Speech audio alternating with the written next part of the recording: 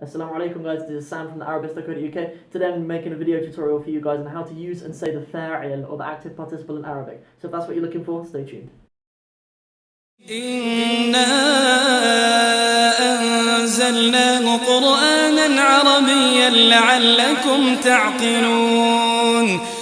Assalamu alaikum guys, this is Sam from the Arabist.co.uk and I'm really excited to have you guys back for this video on how to use the active participle or the fa'il in Arabic. So let's go ahead and just have them written up on the board.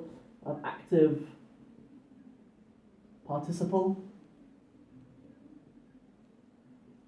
And I'll have it in a different colour for you. I'll have the Arabic up for you as well. I'll have the fa'il.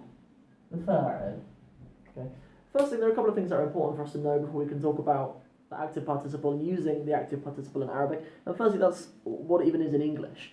Quite often in English, it's when we add er on the end of a word, like a person who does farming is a farmer, or a person who does writing is a writer, or a person who does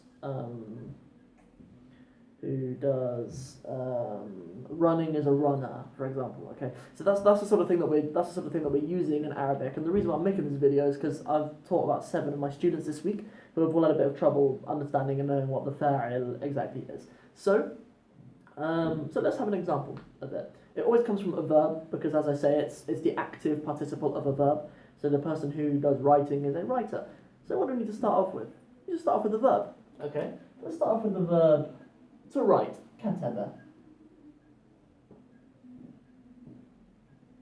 Kataba. Kataba, the verb to write. Okay, and the way that I usually teach it, and I think is quite a nice way to teach it, is that I have the fa'il machine. I have a fa'il machine. So I draw a nice box here. This is the fa'il machine. If I'm doing it with the kids, I'll draw some springs coming out of it and smoke coming out of it, so it looks like a machine that's working.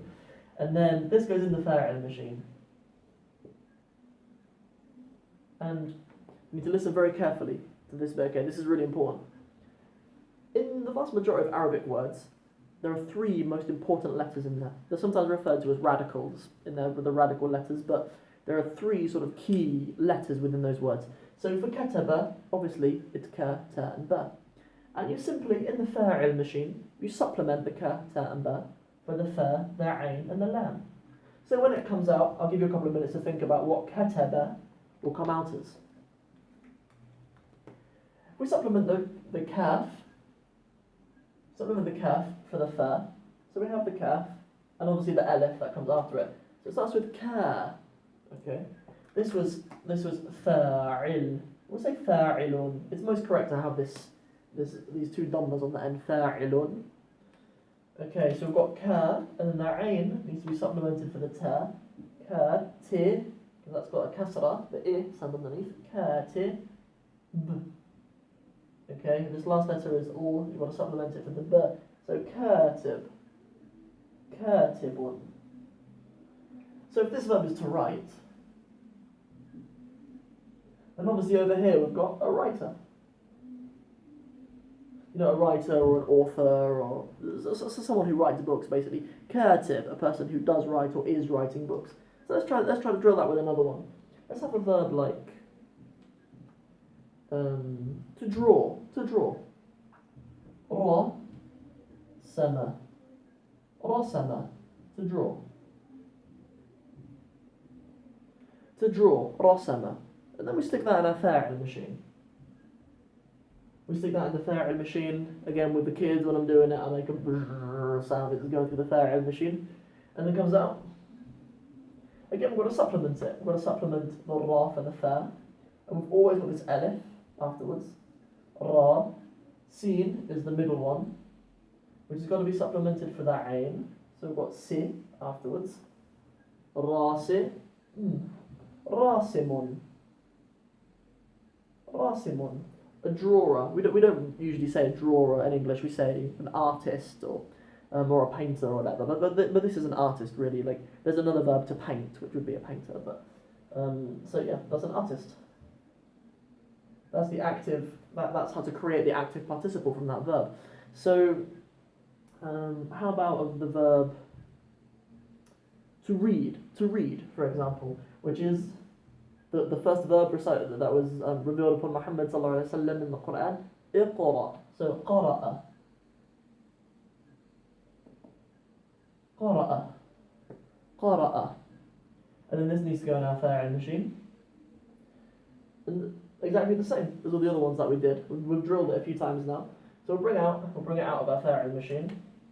We need qa, because we always have this sound, this alif tawila, this tall alif afterwards.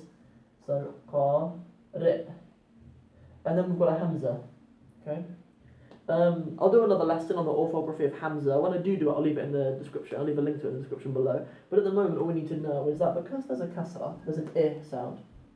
Where hamza sits on, hamza doesn't sit on an a sound like it does here, like qara'a. So we use that. It sits on an I sound. So it looks like this. Qari'un, who's a reader or a reciter. Or a reciter, yeah. Usually when you say qari', that somebody is a qari', it usually doesn't mean that they are, they're someone who just reads stuff on a daily basis. It usually means they're a reciter of the Quran. That's what's usually meant when someone is referred to as a qari'. Okay, so we had kataba, which went to katib, is a writer. Rasama, to draw, went through the fa'il machine and became rasim, meaning an artist or someone who draws. Qara'a, meaning, I'll put the English under here, to read or recite.